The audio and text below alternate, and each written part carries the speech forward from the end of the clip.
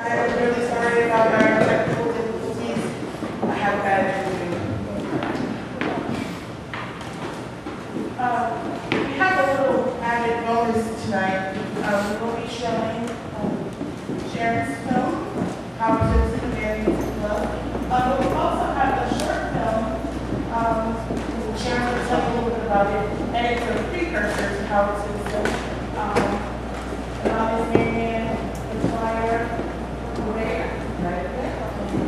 And she has a similar story to Howard, and does this one kind of inspiration to you? Well, it was the beginning.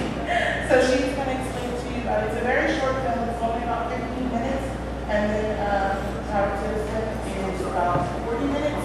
So put them together, and you have a whole new picture. So She's going to have. That's the nice part.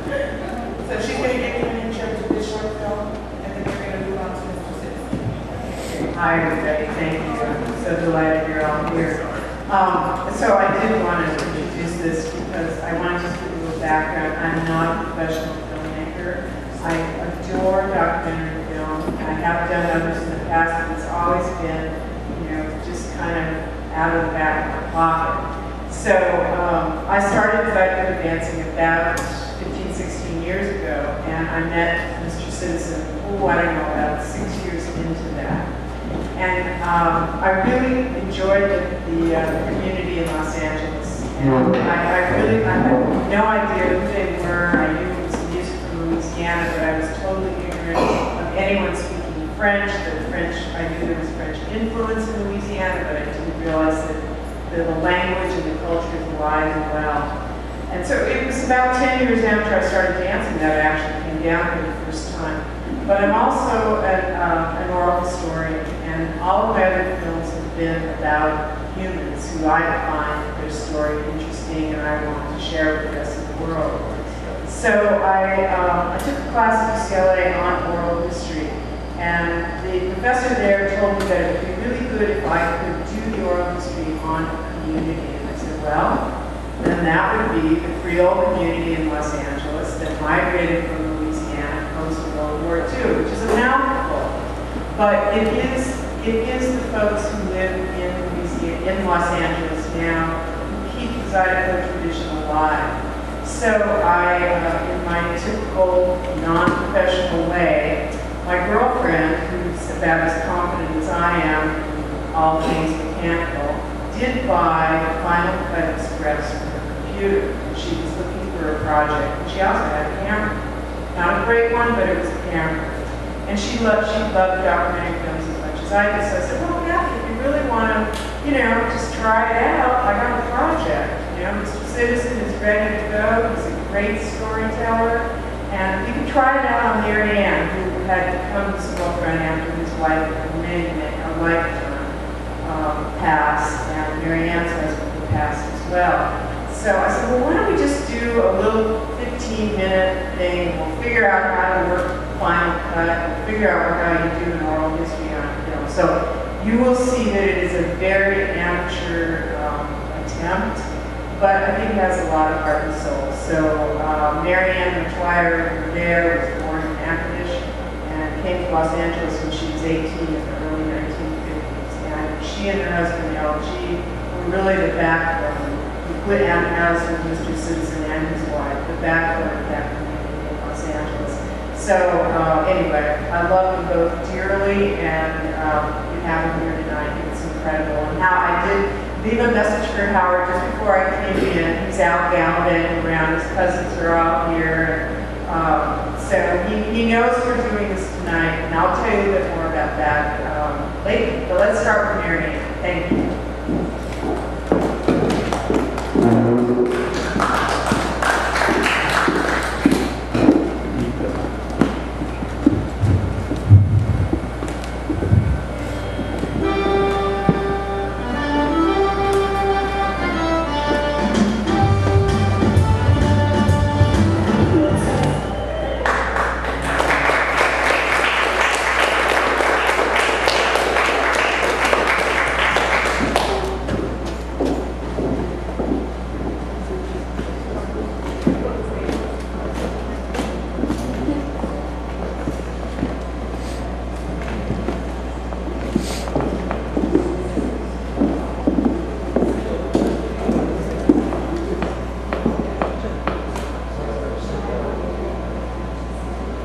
seen that in about 5 years, or I guess about 4 years anyway.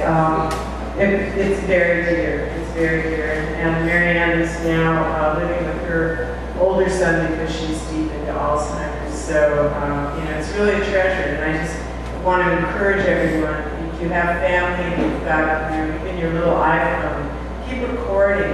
They're just priceless what you get. You don't even know what you have. Anyway, so that was our first attempt.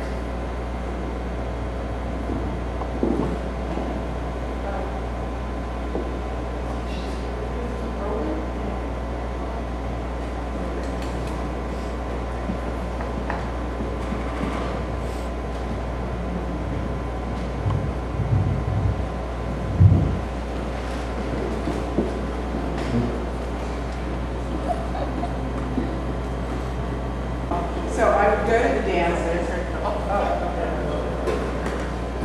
But anyway, so I would go to the dances and I would sit with Mr. Citizen and I would just start asking questions about his life.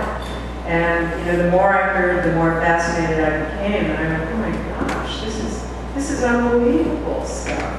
And by that time, Kathy and I, we hope we had gotten a little better on our final cut and a little bit better at storytelling and piecing things together. But his story is amazing, and I think it's one of those stories that people in the United States need to hear. And for me, he's just an exemplary human being, and continues to be that. He's going to be 95. He is still dancing. He is still, if he can't dance, then he says he just can't go out to dance. He turns the music on and dances in his kitchen in the morning. So I think we're almost ready to go.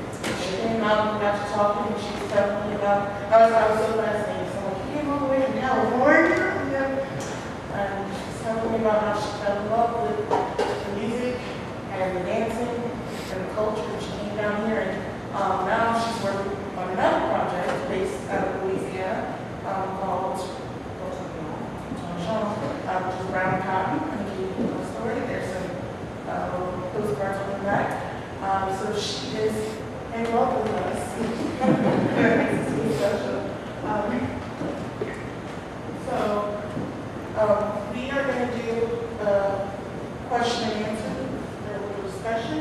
Anyone has any questions for Sharon? Sharon, you want to do more interviews, or is this ongoing content? Oh, no, this is actually this film premiered at Cinema on the Bayou here in Lafayette in 2012. And Bart Waddle, who's sitting right there, his film, the Bingo Banditos, he and I shared the audience favorite Bojorquez here. But as long as I have everybody here, I do want to tell you this story because I haven't been able to say thank you properly. And Howard's whole family was there. Almost everybody that you see interviewed in this film was there, including his cousins, Joseph, Zydeco, Joe, y'all know him, plays with Gold and Thibodeau.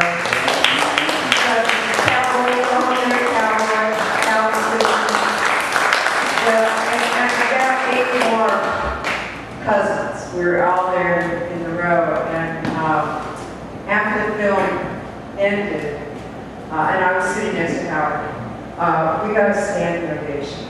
And that's never happened to me before. And I was so flabbergasted, and Howard grabbed my hand, and we had to kind of climb up on the stage, and it just didn't stop. And every single person that I know that I have met over the years here in Louisiana was in that hall that day, including a lot, as I said, Howard's family, everybody's married to everybody else, so, half an academic was here, and Church Point and so on. But, it was the most overwhelming response for me, and it was the most wonderful time for his family. And his son, who had, when he left when he was 6 years old, he said, "I'm never coming back. I didn't treat my daddy right, I'm not going."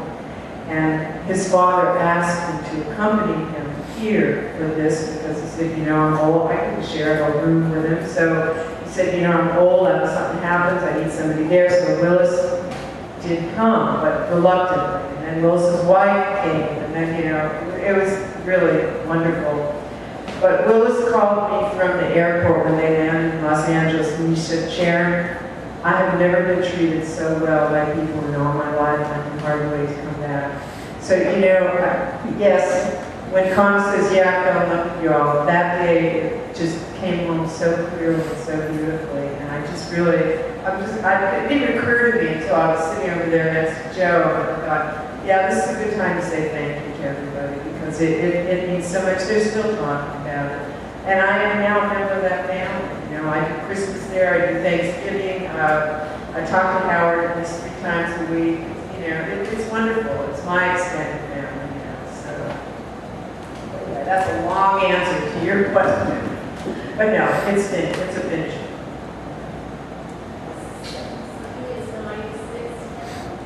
He'll be 95 next year.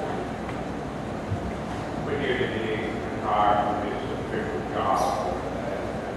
He's been retired for over 20 years. Sorry, I want to make sure everyone hears the question.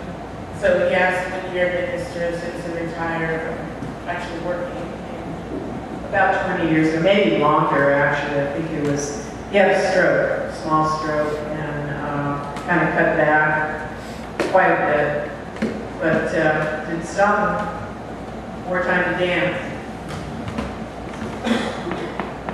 Why do you think people are still surprised at the LA to LA connection? I mean, even people in Los Angeles don't know how many Louisiana people are in Los Angeles. And that's kind of an academic question, but I wonder if you've run into that too in LA. Well, did everybody get the question? She asked why are so many people surprised about the LA to LA connection in Louisiana to Los Angeles? I don't really know, but what I surmised after talking to Howard was the GI Bill paved the way for a lot of people at that time. And particularly, I don't know that it actually comes out in the film, but he was 5 years in the service without coming home. 5 years between West Africa and Western Europe. And I think that, at least from Mr. Howard's point of view, it gave him the idea that, gee, I can do that. I don't have to go back to Eunice, and I do have the wherewithal, and they have the GI Bill. So I think that was the impetus. And then, of course, now they've been families and children and grandchildren, and now he has a great-granddaughter. So, it's just proliferation after that. But I think, the opportunity was on the West Coast. Post-World War II, jobs were opening up. Everybody wanted one, and it was, as you said, the best thing you ever did.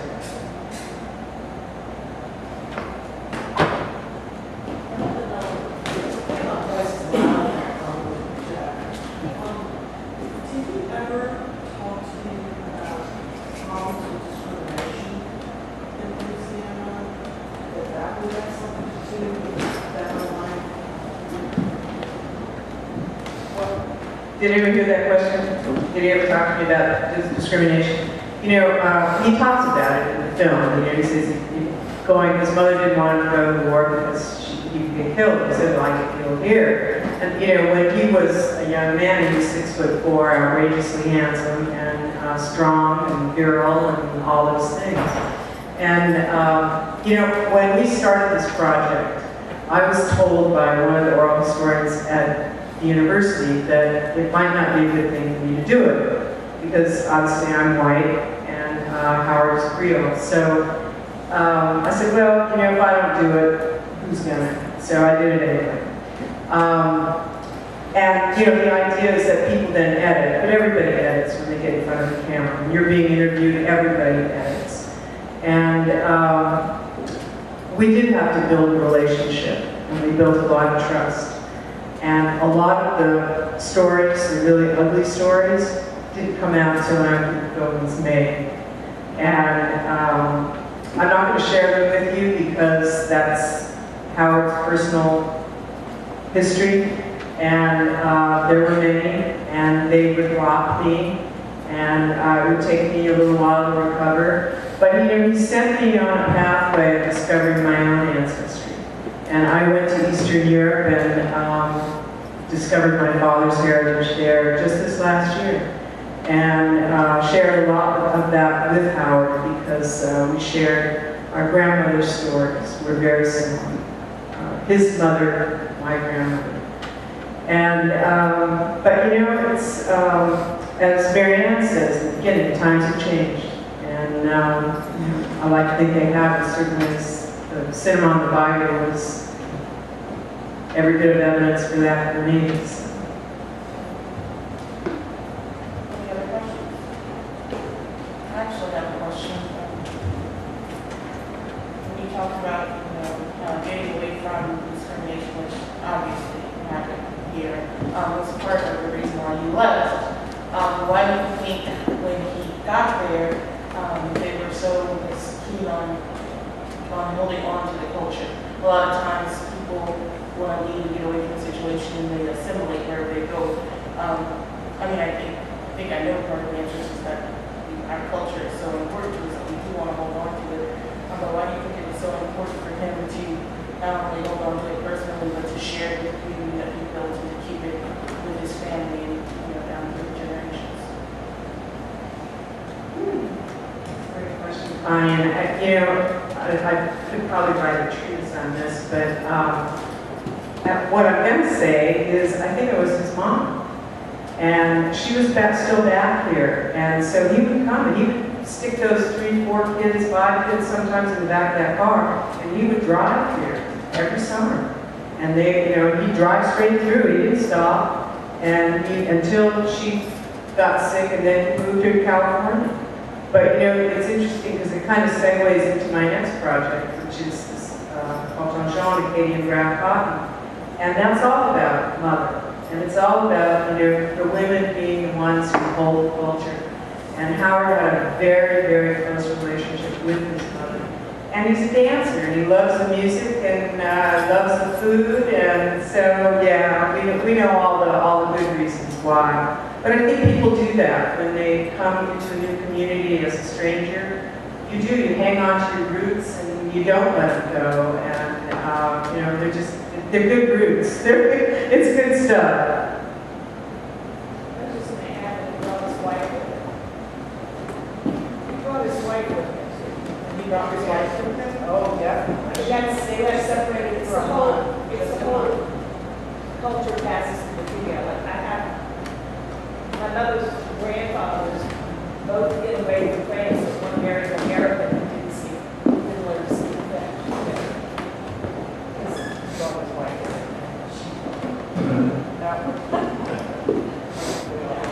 Yes, I couldn't agree more. Why did you end up choosing as a citizen for this project? How did you meet? I met him at a dance floor, at the WWII Hall in Gardena, which looks a lot like the dance halls here in Louisiana. And Sharon was from Los Angeles, will testify to that. And the first day I met him, he was wearing overalls and a cowboy hat and had a scarf around his neck. And I saw him in the foyer, and I'm like, who is that? And he just has a magnetism. And you can tell he's a great storyteller. I mean, he spins a yarn, tells a story like nobody I know except for everybody down here. But you know, it was new to me. You know, and because he was an elder in the community, and everyone revered him. You know, I mean, to this day, if he walks in a dance, I mean, the floor parts for him. People are, you know, Mr. Citizen, you know, Mr. Howard. It's just how it is. A great deal of respect. So I thought he would probably tell the story best.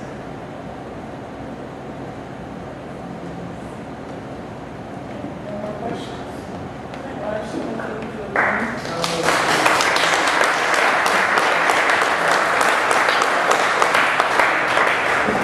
And not only thank you for coming here and being with us, but also thank you for what you're doing with, you know, it's spreading our cultural history around everywhere, because I'm sure there's people in Los Angeles that are, that is just knowing of it. They're gonna be interested, and that's, of course, that's my passion. So we're done. Unless you feel like dancing. I would like to see some of your moves first. No, I'm not dancing. Next week. All right, well, thank you guys all for coming in. We do this film series every month, the last Monday of every month. We have a guest curator come in.